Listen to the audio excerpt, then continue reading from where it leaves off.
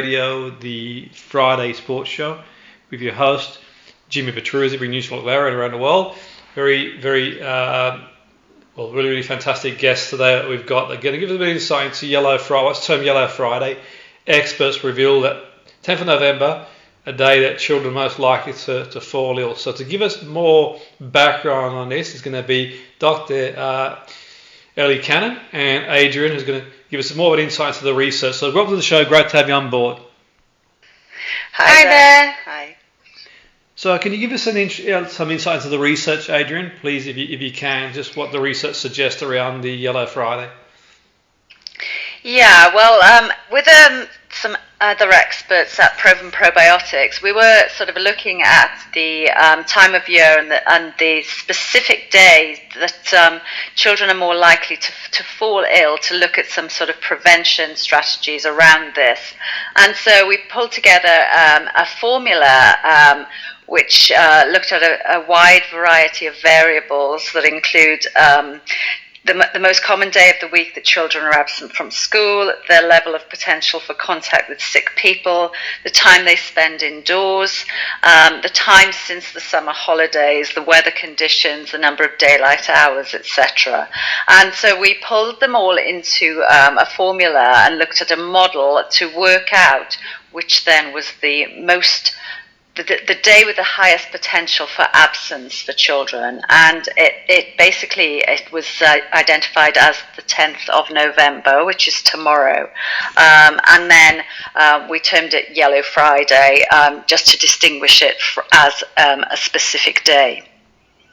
Now it's really interesting, like you've mentioned there, all the variables all sort of come together and to form that sort of perfect storm, if you want to call it that, and that's sort of a key factor. But I'm sort of sensing that obviously that's probably going to be the day that could be the peak day, but no doubt there'll be sort of times from now on, for the rest of the autumn or winter, that people are going to be more susceptible. But give us a bit of an insight, sort of, Dr. Ellie, about what can we sort of do, if anything, to sort of give us a better chance of sort of feeling better, or at least fighting off these illnesses.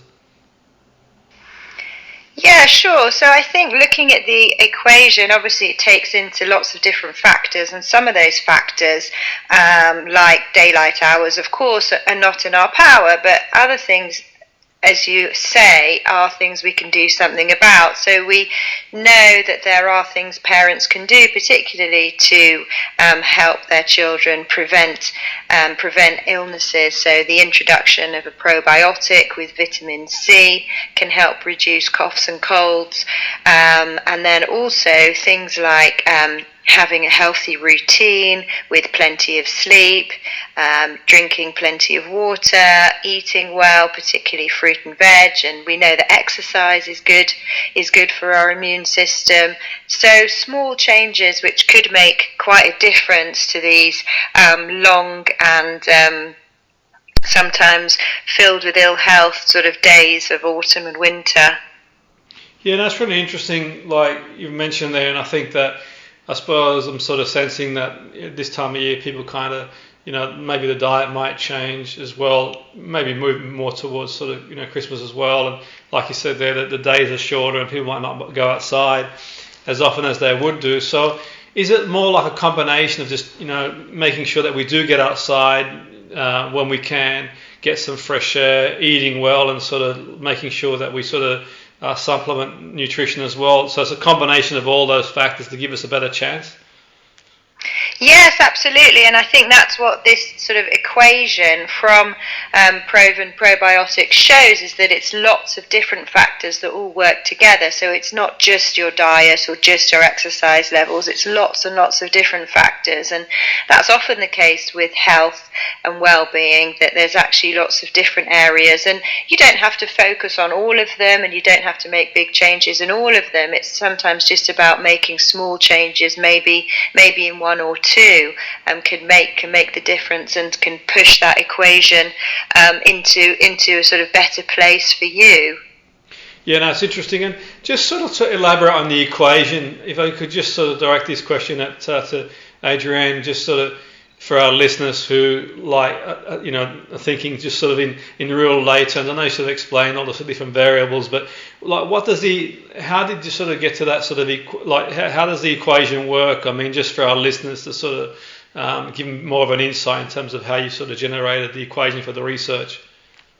Yeah, no problem. We started by sort of just looking at the different things that might impact, and then obviously, I mean, we started with the day of the week with the most absence from school, which happens to be a Friday. So a lot of the figures that we then included come from sort of government figures, and so you've got the weather conditions, which from basically the end of October till sort of the end of January, February time are particularly bad. Then the same with the clocks going back, last week.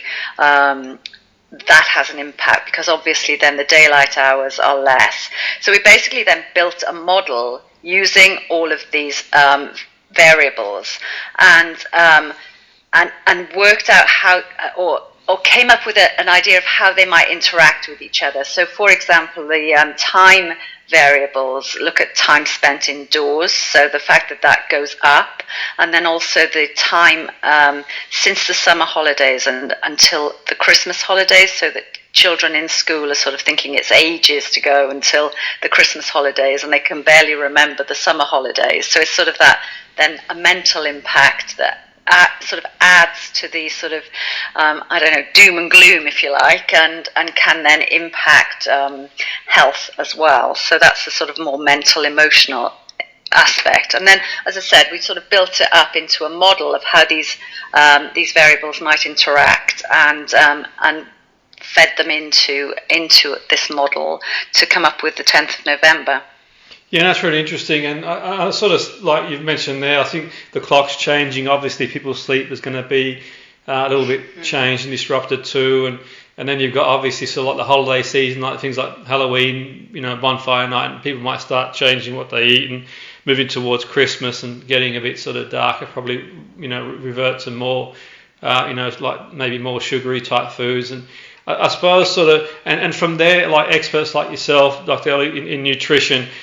You can sort of like make suggestions as to what variables, like you mentioned, we can control, what we can't. But just from a nutrition point of view, just for our listeners who sort of want to know I know you sort of touched on some of the variables, Dr. Ellie. I'm just thinking in terms of like from a nutrition point of view specifically, knowing what we know, what can some of our listeners do potentially to sort of help around, not feeling so great this time of year? Well, I think from a medical point of view, we know that taking a daily supplement with a multi-strain probiotic and low-dose vitamin C has been proven to decrease coughs and colds.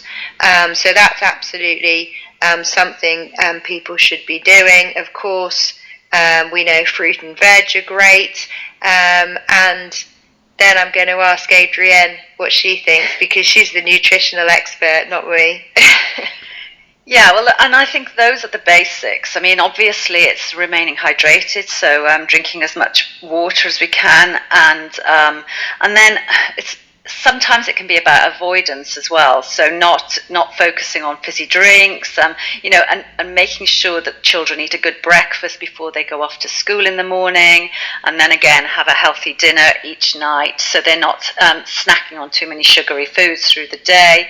So they're all sort of basic tips, but to make sure that we continue to implement them through, particularly as you say, in the lead up to Christmas now.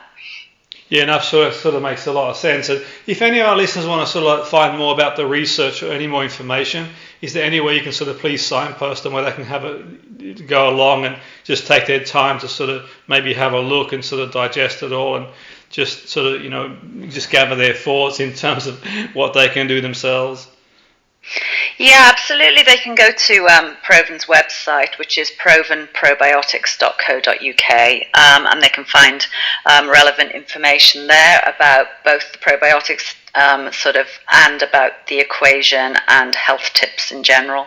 Yeah, no, it's really interesting. I'll certainly check it out myself, and I think it's really interesting speaking to you both. Really, I mean, some of it sort of resonates with me in terms of what you're saying there, and I just, from a personal perspective, I try and adjust, my activity throughout the week. Try and get a walk a bit early in the morning when it's still daylight, and just consciously make the effort to have, more veg as well. To counter for like any sort of changes in sort of diet, particularly this time of year when sort of a lot of things are going on in terms of going out and eating types of food. So it's been really interesting from that perspective as well. So I'm sure the listeners have found it really interesting too. So I want to thank you both for coming on board the show and sort of sharing your sort of thoughts, and have a fantastic day. Thank you. You too. Thank you.